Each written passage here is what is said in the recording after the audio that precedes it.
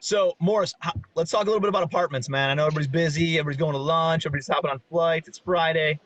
One, I appreciate you being here, dude. Yeah, Two, absolutely, man. where are you headed, by the way? New Orleans. So Chris Walsh just turned 40. Everyone say happy birthday to Walsh.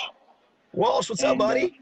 yeah, we're going to New Orleans. So we're gonna just go down there. We're gonna hang out for a couple days, and then we're gonna go to this. Obviously, the Saints play on Sunday. We're gonna go to the Saints game. So Nice, man. So, yeah, by the way, everybody, Chris Walsh. Maybe I'll do one of these with him too. He's picked up what's he at 100 units right now in yeah, with Chris 120 units probably now. Yeah, since the beginning of last year. And how many units are you at, dude? How many we do you just went own, and how over. many do you have under contract? We just went over 500 as far as owning, and probably another. We have some Airbnb stuff going through, which is for us smaller projects, but they have for better returns for us as far as ROI. So not a ton of units under contract because they're 9 unit apartment complexes or quads or duplexes or whatever that looks like. So I think we got another 30, 40, no, 110 because we got 70 in New York with your boy Dana that came to the Firestone Mastermind. So Yeah, 110 under contract. awesome. And Yep. here's I think you bring up a really good point because a lot of people like they go by unit count and Mm-hmm. like there's people who are like, oh, I got 4,000 self Right. storage facilities. Like 4,000 sounds like a lot, but a self storage facility you can buy for $5,000 to $10,000 a unit. You know what I mean? So Right. like, and then there's other people who live in New York City who have Right. fewer units maybe than me, but their units are worth $500,000 a piece. Mine are only Sure. worth like 80,000 a piece, right? Mm-hmm. So it's very relative based on the market that you're in and all that kind of stuff. So I Yeah, think and I don't know. portfolio value and that kind of stuff is probably more important than the actual unit count. So you guys got to be aware and be cognizant of all that stuff. And your unit values are very high because you're able to get significant um, returns on the rents because you can get two, three, four times the amount of rent because you're doing a lot of Airbnb type stuff, right?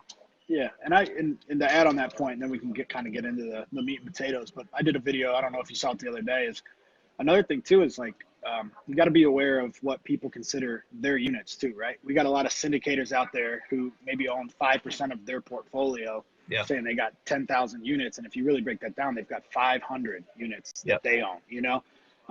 And I made a point to say, that's fine and that's a model and it can be successful, but just be kind of honest about it. A lot of the deals you're on, you're over 50% owner, or a lot of the deals I'm on, I'm over 50% owner and we're on the loan. So it's a little different if you got your skin in the game, your cash in the game, and you're really owning the units instead of just syndicating or deal Yeah. flow or whatever that looks like. So Dude, I see people sometimes saying like, "Oh, I'm a partner in 2,500 units, or I'm a partner in 5,000 units," but they own like 0.5% in mhm. 5,000 units. Sure, yeah. Like that's cool to go by unit count. You just guys got to be aware of the bullshit that's out there, though, right? Hmm. Um, Hmm. we're real guys, right? Like I own a Yeah, for significant sure. amount of equity in the 3,200 units that I own. You own a significant amount of equity in the 500 units that you own. So Yeah, you just and got to be the big aware of the thing bullshit. There's a lot of and that the nonsense out there, especially in today's age of social media. and the big thing is that every model works. So just be honest with your model. Like you don't have to. You Yeah, can make a ton of money syndicating, but just say that you own 5%. It's risk free, and you can sell it just like we sell our model. You just got to be honest with the people that follow you and make sure they understand what you're actually doing. Because you want, at the end of the day, you want to be transparent so they can copy it. yep, That's really the goal of a lot of these videos. So 100%, dude. So how many? You didn't have any units. Well, I mean, you had a small portfolio of your own, hmm. but you had like 50 units. It's still a decent size, right? Back Hmm. about 2 years ago, Hmm. and Yeah. then So we so the way so it's what? got me holding my Let's talk shit. about that journey, man. Tell me a little bit about like how you grew. Obviously we've been boys for a long time, and Hmm. um, whenever and now actually our offices are next to each other, and Yep. so we can just hop into each other's office, punch Yeah. through a problem, no problem, Yeah. and then just keep on growing and keep on moving things forward. So that's cool. But like, what was it like? I don't know, getting into your first apartment building. We JV'd on about 75 units, and Hmm. got some other stuff in the pipeline stuff too. So just talk to everybody about like how you leveraged up and went into more of apartments versus Hmm. your flipping and your wholesaling business. Sure. Yeah. So I was, basically holding a real estate license and then doing some wholesaling and flipping as well. And that's great. There's a lot of money and a lot of good, real estate agent flippers and wholesalers out there. It just wasn't necessarily what I was great at. And we got up to like 60 units spread across Cleveland. more single family stuff, and it was really hard to scale and keep track of and manage. So, obviously I was able to go to some of your private events and then also the commercial empire stuff. And, like you said, not only going to the events, but sharing an office or a space, or at least being able to, jet into each other's office. We often, just brain trust, talk deals, stuff like that. So the mix of going to your events and then seeing the stuff on your boards, you can walk into someone's office and see real numbers, real addresses, real unit counts, and you're seeing someone buy, one building that's bigger than your entire portfolio. You start to wonder if there's some, scalability problems with your model currently, right? Like if someone's able to acquire 100 or 200 or 300 units, we're kind of healthy competitors, and you look at that and you're like, shit, dude, I want to do those kind of projects. I want to compete. I want to do big projects and try to make a difference in communities at that level, So Yeah. going to the events and just, modeling yourself after people and really being around people that kind of push you to the next level is huge, right? Like if you got 60 units and your best friend has 30, you're not going to be super motivated to get 70. I just don't think it's human nature. So I love it, dude. So in looking at that, what did you do? How did you change your marketing, and how did you pivot? Like, what are the top 2 or 3 things you're doing in order to go out and find apartment buildings right now? yeah, as far as marketing, I think business is pretty binary. As far as maybe going from single family to commercial, we still do a lot of the same marketing. You talk about that at your events and commercial empire. You don't have to necessarily change the marketing. The big changes come, so obviously you're looking online, as far as any site, Zillow, Realtor, Craigslist, the MLS, talking to real estate agents, networking, sending direct mail, making cold calls, having other people look for you, networking as far as social media, asking them for deals or email lists. So that didn't really change for us. I think what we kind of learned from you and modeled off you guys is once you get those big business, because they are almost, if you think of apartments, almost like individual communities or businesses, right? The way you run those is night and day to when you find them the same way, but the loans change drastically, the closing times change drastically, the way you run the asset changed drastically. So I think the big thing from us and being able to go to those events and watching someone do it before us is that really getting the thing under contract is just the tip of the iceberg with commercial. You really need to be able to talk to someone that's done it as far as project management, because you're signing up for, a year-long project instead of some of these houses, man, we would get in and out in 3 weeks. You're signing up to an area project, a building for a year. And it was really cool to watch someone that had already done that and be able to ask the questions as, here's the hurdle I'm going through. What did you do when you did this exact same problem or hurdle? So I think that's really what you change is the operations, because you can't run it like a single family, because they're really individual businesses and communities when you start to get into the management. Yeah. And dude, on single family, like you could be in and out, especially if you're flipping, right? But at the same time, like single family, if you don't like it, you can just turn around, sell it right away. Like we're here to build long-term wealth. So you got to build it with the right foundation. You got to have everything right from the very beginning. And it makes it that much easier to manage it long-term by doing the right project management, by putting the right property managers in place, by having the right joint venture partners and all those different kinds of things. I think you hit the nail on the head when you said, dude, it's just the tip of the iceberg, finding and funding the deal. Like that's like the very top. Now you got to go and work on this thing for the next year and a half to stabilize it. And then you're going to still have to manage it or asset manage it for the next 10, 12, 15 years, So there's a lot more that goes into it, dude. And a lot of people just kind of, they think that they can just go and find a deal and then it's like game over. No, there's a lot more to build the wealth, and you got to have the right team in place.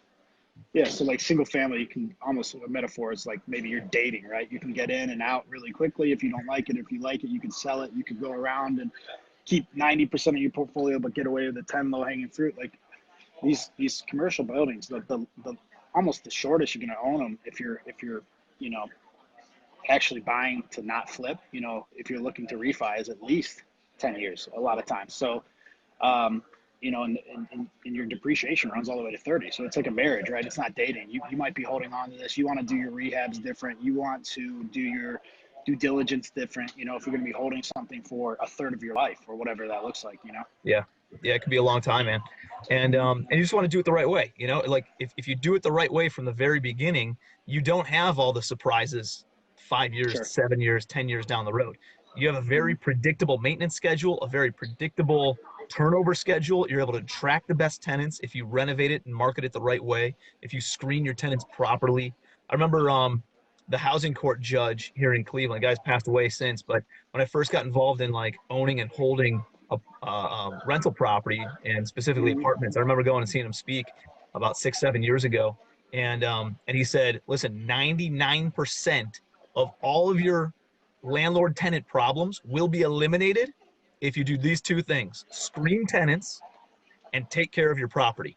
Yeah, If you do 100%. those two things, like that, there's still some crazies that sneak in, right? Like there's still a little bit of that, but if you Mhm. screen your tenants, you take care of your properties, dude, it eliminates 99% of those issues, right? You got a Yeah. good quality property. The biggest problem that tenants usually have is because the property's not being maintained properly or it's not functional. And so if you just do that on the front end and you make sure the property's in good shape and you screen your Mhm. tenants so you don't let any psychos in who have their entire cousins and their entire extended family come and move in with them, you Yeah. know, and In one bedroom. they're yeah, and dude, you do those two things and it does eliminate a lot of issues.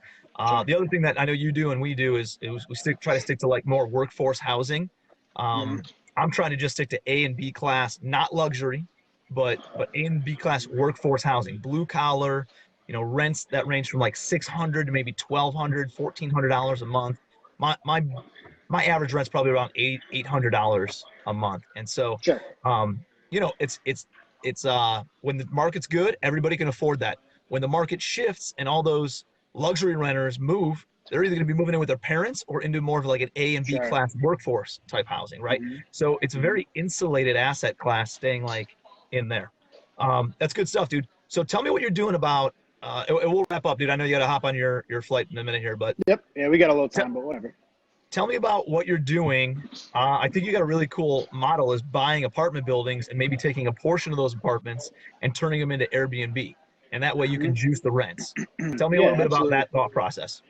Yeah, absolutely. So, as if there's people watching that are in the single family world, you obviously see the appraisals more case by case, and when they do the apartments for the appraisal, you're using an income based appraisal method. So there are some restrictions to that because Airbnb does carry higher rents with higher risk. So the banks don't love it, but we have talked to Chris Litzler, and I know you do a bunch of business with him. And if people don't know who he is, he's really good, right? Like both of us swear by him. And he works over at Pinnacle and Marcus and Millichip after they kind of combined forces over there. But he walked us through kind of the most percentage we could do that with and not have a bank freak out or an underwriter freak out. And from what we've understood is that, if you've got a building of whatever, 100 units, or for example, we'll use the one because it's a good example in New York. It's actually on a lake, the 70 units we have under contract. So it's definitely got an Airbnb pull, right? A lake, we can actually put docks on it. We have dock rights and stuff like that. So we could make it look kind of like a resort-ish area and pull the Airbnb crowd. But there's plenty of people in that town that would use it as a long-term rental as well.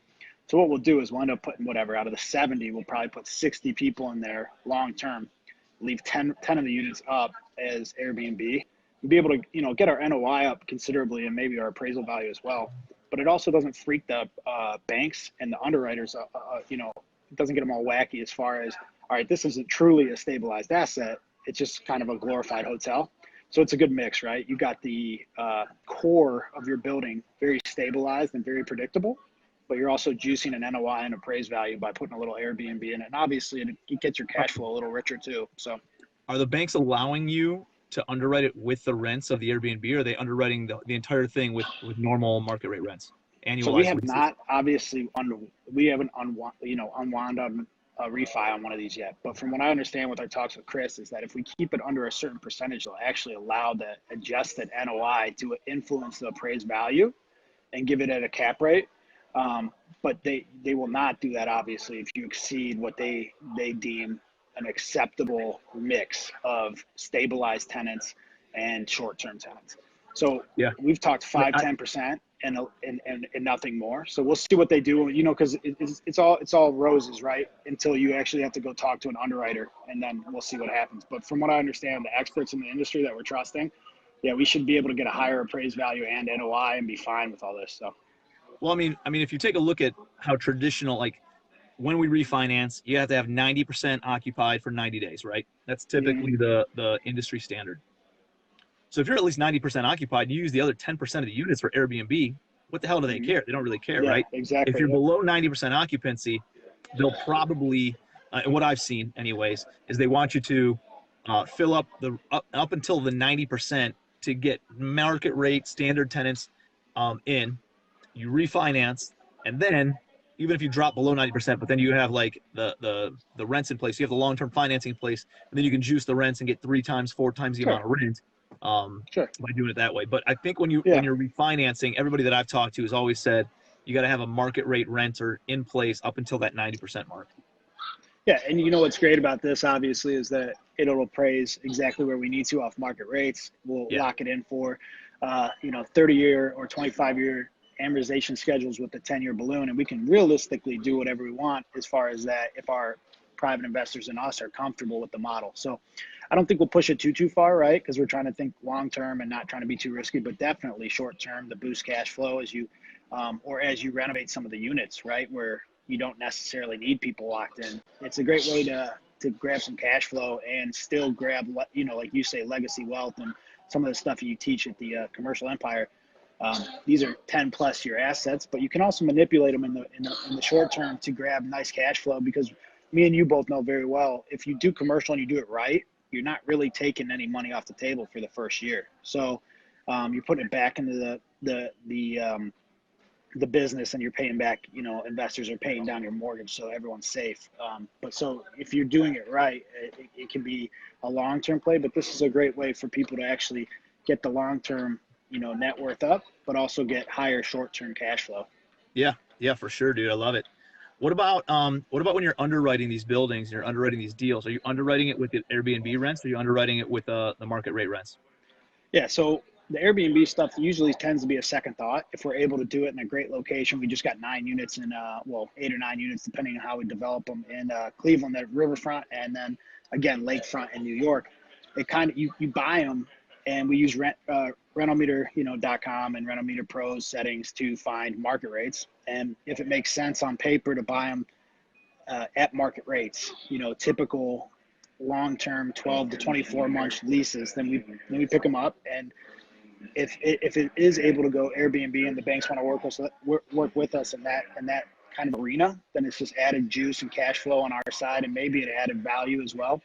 But we're always anticipating that the bank and or the market won't accept it at Airbnb, and we're going to just have to lock people in for 12 to 24 months. So that protects us, the bank, and our private investors as well, knowing that we're, if anything goes right, that we're just kind of taking the added value. But if everything goes, maybe par for the course as far as rent and hold or buy and hold, then everyone's, still happy and hitting their projected values anyway. So love underwriting if it's going to stay.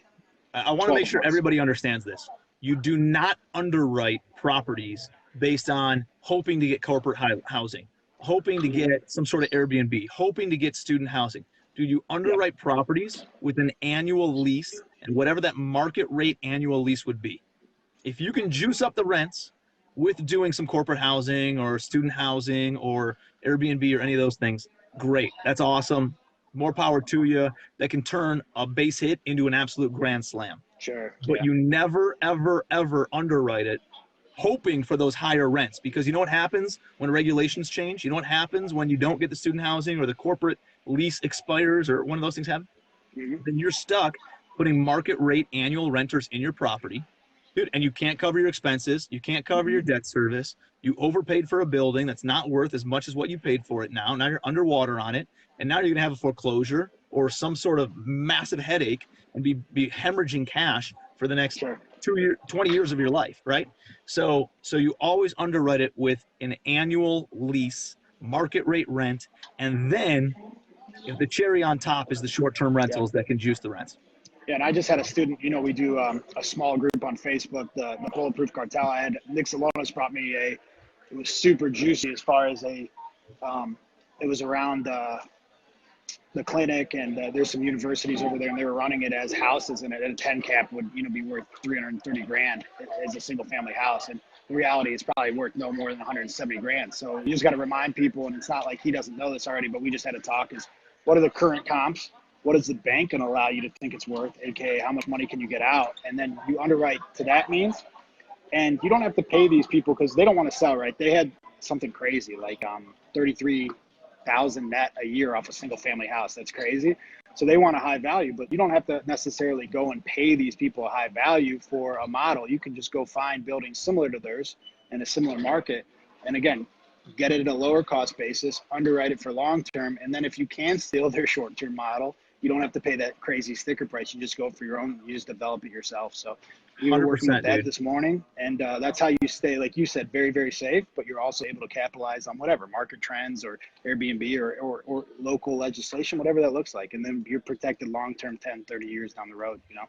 Yeah, man, there's no reason to go out and do that or overpay for a property when you can go and do it yourself. So Sure. good stuff, dude. So final thought, final takeaway.